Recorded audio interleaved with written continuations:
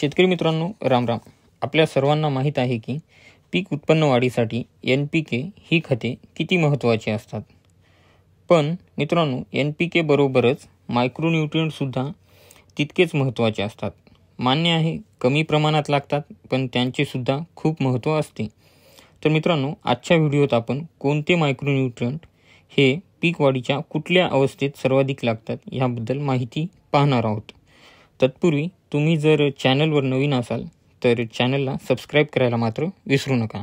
तर आता आपण पाहूयात कोणत्या मायक्रोन्यूट्रिएंटची पीक वाढीच्या कुठल्या अवस्थेत त्याची आवश्यकता ही जास्त प्रमाणात असते. पहिली अवस्था जर्मिनेशन आणि वाढीची सुरुवातीची अवस्था. तर ह्या अवस्थेत गरज असते आयरन, झिंक आणि मॅग्नीजची.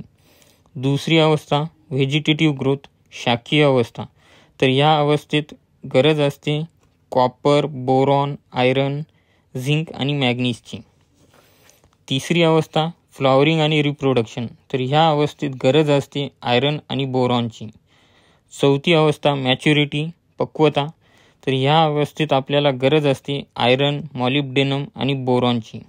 आणि मित्रांनो, आता जे एक मायक्रोन्यूट्रिएंट आहे क्लोरीन, जे की आपल्या पिकात वॉटर बॅलन्स करण्याचं काम करते. त्यामुळे ह्या मायक्रोन्यूट्रिएंटची ही आपल्या पिकाच्या सर्वच अवस्थेत गरज असते. तर मित्रांनो, ही झाली पीक वाढीच्या अवस्थेत लागणाऱ्या मायक्रोन्यूट्रिएंटबद्दलची थोडक्यात माहिती. आवडली असल्यास व्हिडिओला लाईक आणि चॅनलला सबस्क्राईब करायला मात्र विसरू नका. धन्यवाद.